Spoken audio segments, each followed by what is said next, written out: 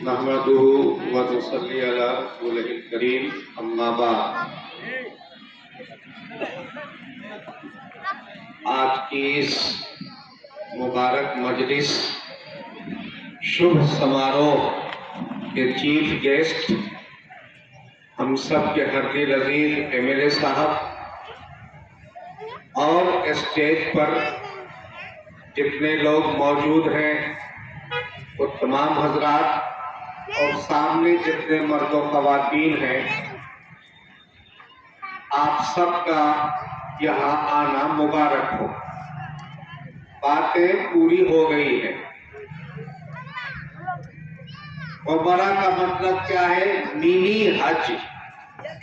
हज एक detail work और वर्शिप का नाम है, और मिनी हज जो होता है उसी का नाम उमरा है। हज बरस में सिर्फ एक बार हो सकता है, और उमरा 12 महीने में कभी भी हो सकता है।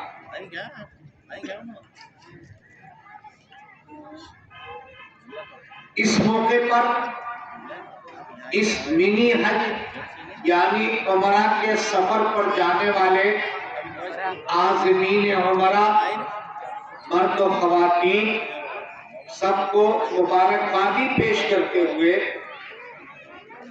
इस वक्त मैं कुछ बोले बगैर एक दो बातें बयान कर देता हूँ। हज करना हो या उमरा करना हो, उसका मकसद अल्लाह को खुश करना।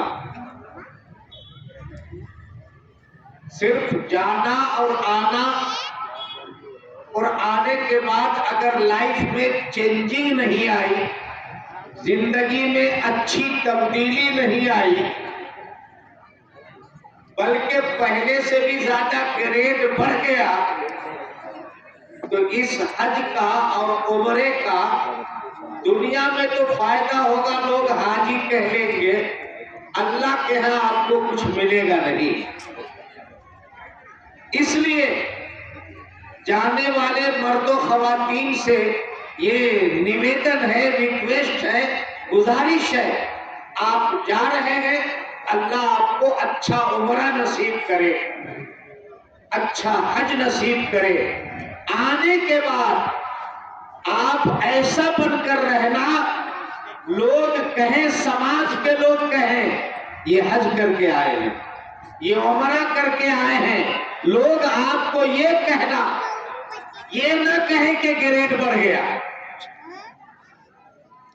मैं अभी कई लोगों को जानता हूं, अभी अभी अल्लाह उनको अच्छी जिंदगी नसीब करे, पैसे थे हज कर लिए, पैसे थे उम्रा करके चले आए, दो उम्रा करके गए आए, दो बार, मगर पहले से और ज्यादा बिगड़ गए। कोई फायदा नहीं। अपने अंदर अच्छी तब्दीली करो। मैं आपको एक किस्सा सुनाता हूं। 8वीं शताब्दी पैगंबर मोहम्मद सल्लल्लाहु अलैहि वसल्लम के जमाने के 100-150 साल के बीच का एक वाकया है। अब्दुल्ला बिन मुबारक एक बहुत बड़े इस्लामी स्कॉलर गुजरे हैं। वो हज को चले, पहले जमाने में पैदल जाते थे, चलते हुए। शाम हो गई, सब लोग एक जगह ठहर गए। वो संडास के लिए जरा दूर गए, संडास बैठे थे तो उन्होंने देखा कि एक औरत आई, इधर उधर देखते हुए, छुपते छुपाते, कोई देख न ले। वहां एक मरी हुई मुर्गी पड़ी थी, मरी हुई मुर्गी को उठाकर लेकर गई। ये संडास करके उस औरत के पीछे चुपके से लगे, देखा कि फला घर के अंदर वो गई है। घर के बाहर जाकर के उन्होंने कुंडी खटखटाया, अंदर से आवाज आई औरत की, कौन? अब्दुल्ला बिन मुबारक ने कहा, मैं एक अजनबी परदेसी मुसाफिर हूं, मैं आपसे एक दो बात पूछता हूं, आप सही सही बोलना। क्या आप मुसलमान हैं? उस औरत ने कहा कि हाँ हम मुसलमान हैं। तो उन्होंने कहा मुसलमान के लिए मरा हुआ खाना हराम है, सही नहीं है। मैंने आपको देखा है फला जगह से मरी हुई मुर्गी उठाकर घर में लाए हैं, क्या बात है? वो औरत भी उस जमाने की थी, बहुत नेक औरत थी, वो बोलने को तैयार नहीं हो रही थी। जब इन्होंने बहुत जिद किया तब उस औरत ने कहा, अजनबी मुसाफिर आप नहीं मान रहे हो, मैं अपनी मजबूरी किसी को नहीं बोलना चाहती। मेरा मर्द गुजर चुका है, मैं एक विधवा औरत हूं, बेवा औरत हूं, दूसरों के घर में काम काज करके अपने 2-3 बच्चों का पेट पालती हूं। 3 दिन से कहीं काम नहीं मिला है, मैं भी भूखी हूं, मगर मैं तो कैसे भी बर्दाश्त कर लेती हूं। ये छोटे छोटे बच्चे भूख बर्दाश्त नहीं करके बहुत ही रो रहे थे। ऐसी सिचुएशन में जबकि कुछ ना हो, इस्लाम मरी हुई मुर्गी खाने की परमिशन देता है। वो मरा हुआ खाकर के भी जान बचा लेना, इसलिए मैं वहां से लेकर के आई। अब्दुल्ला बिन मुबारक ने कहा, बहन अगर आप मेरी बात माने तो मैं आगे एक बात कहूं। कहा क्या बात है? कहा उस मरी हुई मुर्गी को आप मत पकाइए, बच्चों को मत खिलाओ। कहा कि फिर क्या करें? कहा उसका इंतजाम अल्लाह कर देगा, आप वो मत खिलाओ, थोड़ी देर और इंतजार करो। ये वहां से बाजार गए, खाने पीने की कुछ रेडीमेड चीज जो होती है, जो फौरन बच्चे खा सकते हो, और फिर आटा चावल दाल जो होता है किराने का, वो ले करके एक मजदूर के सर पर डाल करके उस घर को ला करके दिए। कहा कि पहले बच्चों को खिला लो, मैं अपने सामने में बच्चों को हंसता हुआ देख लेना चाहता हूँ। वो बिस्किट और कुछ रेडीमेड जो चीजें थी, फल फ्रूट, बच्चे खाए और खाने के बाद जब पेट भरा बच्चे हंसने लगे। इन्होंने कहा ठीक है बहन, अब आप ये सामान अपने बच्चों को खिलाइए, मैं चलता हूँ। ये वापिस आ गए अपने दोस्तों में। कल सुबह को जब सब लोग चलने के लिए तैयार हुए, अब्दुल्ला बिन मुबारक ने कहा कि आप लोग जाओ हज करने, मैं नहीं जाऊंगा, मैं वापिस जाता हूं। पूरे पैसे तो दे दिया था उस बेचारी औरत को। लोगों ने कहा कि भाई क्या हुआ, घर से तो हज करने के लिए निकले थे, आज क्या हुआ? नहीं बोला, जरा मन नहीं कर रहा है, आप लोग जाकर आओ। ये वापिस आ गए घर को। हज हो गया, हज करके लोग आ गए वापिस। अब गांव के इलाके के, ये गांव वो गांव, शोलापुर बीजापुर सालुर्गी रोगी के लोग थे, वो आकर अब्दुल्ला बिन मुबारक से हाथ मिलाने लगे, हज मुबारक हो। अब्दुल्ला बिन मुबारक ने कहा कि मैं तो हज को गया ही नहीं, मुझे क्या कि मुबारकबादी दे रहे? क्या हजरत आप हज को नहीं गए? फला जगह पर मेले नहीं थे, हमें तुम्हें मिल को खाना खाए नहीं थे, हमें तुम्हें मिल को आज अरफात के मैदान में नहीं गए थे, हमें तुम्हें मिल को जमजम नहीं पिए थे, तुम्हें कैसे बोलते कि हमें हज को नहीं गए? नहीं बाबा, मैं तो हज को गया ही नहीं हूं। रात को जब सो गए वो, तो उन्होंने अपने सपना में देखा, ख्वाब में देखा, एक फरिश्ता, एंजल जिसे बोलते हैं, तो फरिश्ता बात कर रहा है, अरे अब्दुल्ला बिन मुबारक तो हज को गए नहीं थे, क्या किस्सा हुआ इनका? तो दूसरे ने कहा कि नहीं बाबा, इन्होंने जो पूरा पैसा उस गरीब औरत की मदद कर दिया, ये काम अल्लाह ताला को इतना अच्छा लगा कि ये तो नहीं गए हज करने, इनकी जगह पर एक नया फरिश्ता अल्लाह ताला ने हज करने के लिए भेज दिया, जो इन्हीं की शक्ल सूरत का था। यही फेस कट सब कुछ लोग देखकर समझते थे कि अब्दुल्ला बिन मुबारक हज कर रहे हैं। मतलब कहने का ये, हज करना, उम्रा करना बहुत बड़ी बात है, बहुत बड़ा काम है, बहुत सवाब का, बहुत पुण्य का काम है। मगर उसी के साथ साथ हमारे दिल में समाज के गरीबों, जरूरतमंदों, बेसहारा लोगों का ख्याल हमारे दिल में रहना चाहिए। एक वाकया और सुना के मैं अपनी बात खत्म कर देता हूं। अभी थोड़े दिन की बात है, एक साहब हज करके आए, बड़े पैसे वाले, फिर दोबारा हज करना चाह रहे थे जाने के वास्ते। एक मौलाना के पास उन्होंने कहा कि मैं दोबारा हज करने के लिए जाना चाहता हूं, पैसे हैं? मौलाना ने पूछा, दोबारा जो हज करने जा रहे हो, हाजी कहलाने के वास्ते या अल्लाह को खुश करने के वास्ते? उन्होंने कहा कि भैया अल्लाह को खुश करने के वास्ते।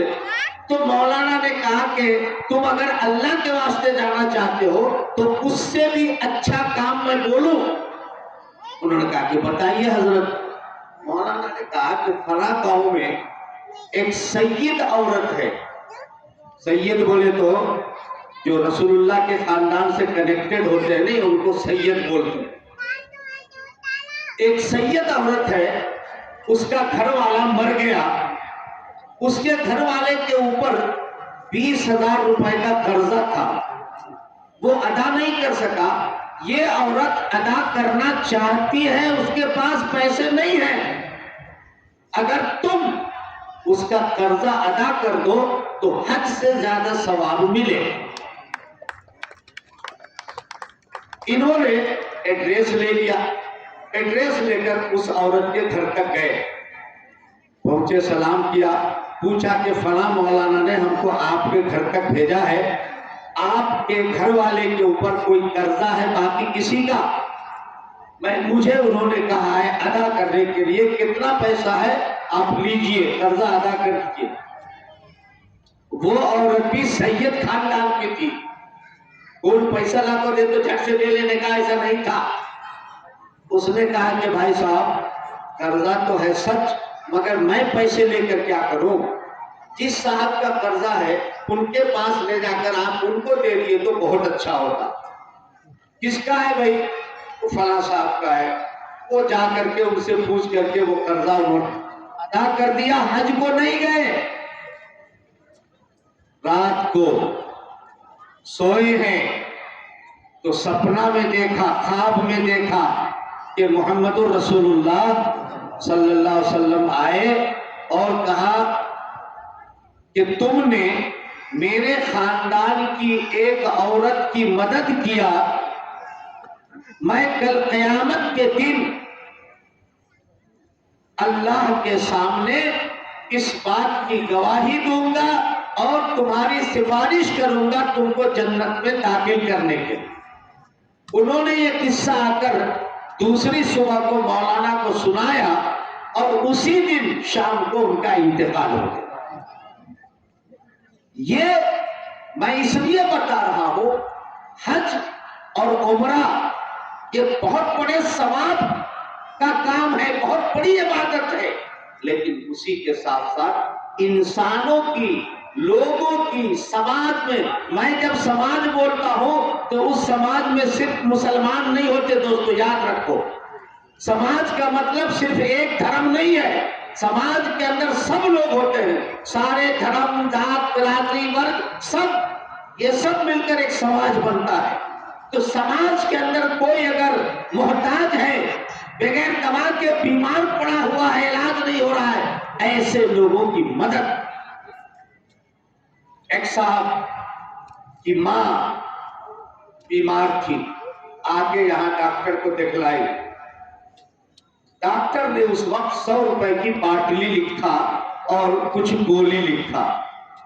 इस उम्मीद के साथ वो बेटा के पास आई कि बेटा ये दवा खरीदवा देगा। जिस बेटा के पास वो बेचारी बूढ़ी रहती थी वो गरीब था, खेड़े में।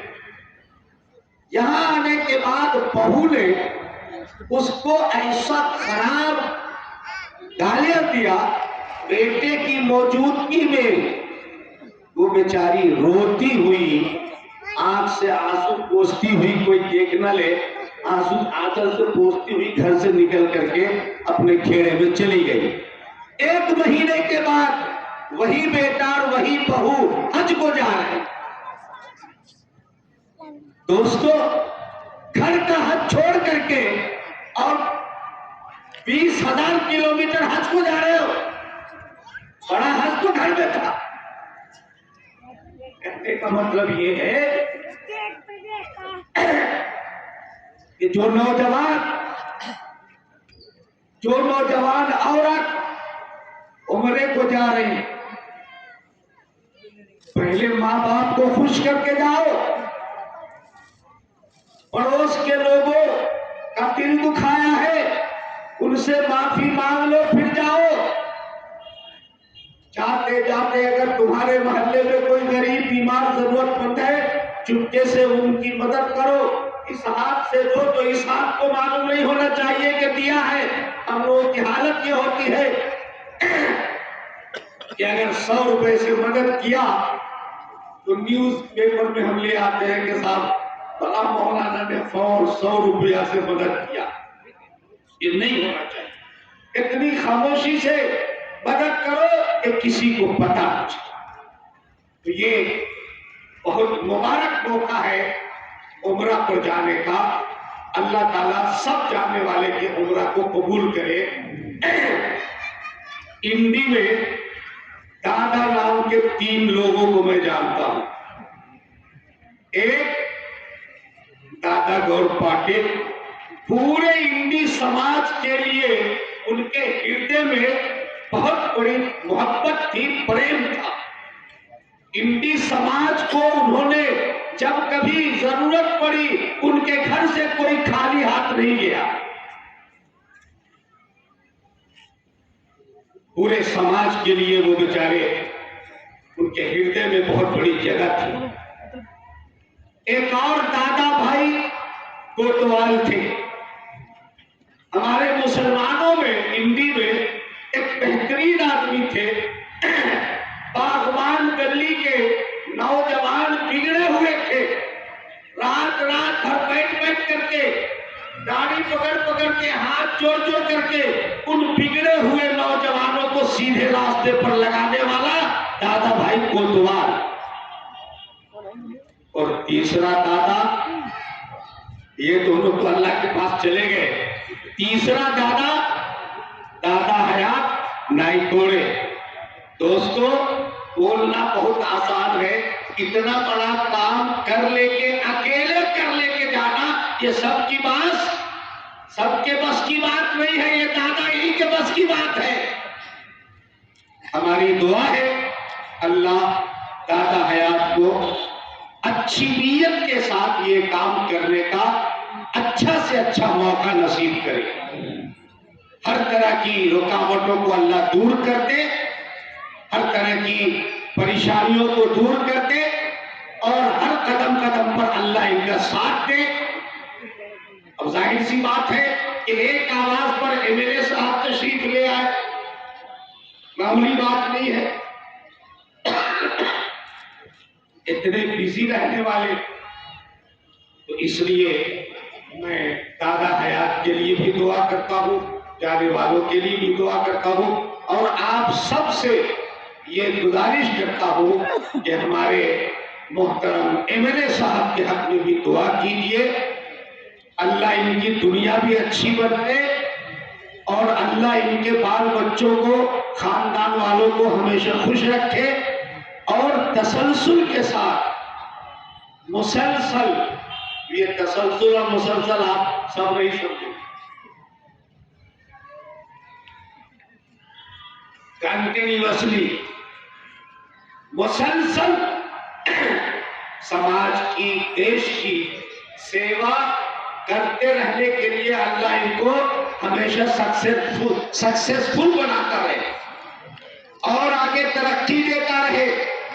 और किस तरह प्रेम के साथ आज तक पूरे समाज को जोड़ लेके ये जा रहे हैं, आइंदा भी हमारी हम सबकी शुभकामनाएं हैं इनके साथ कि ये समाज के तमाम वर्ग को इसी तरह जोड़कर मिलाकर चलते रहे और इंडी का समाज हमारे पूरे कर्नाटक में एक नमूना बन जाए, एक रिकॉर्ड बन जाए, एक मिसाली समाज बन जाए जहां जात बिरादरी धर्म कोई चीज नहीं हो, सब लोग भाई बंधु मिलकर के एक साथ बैठ करके खाने पीने और हर एक दूसरे के दुख दर्द को बांटने वाला बन जाए।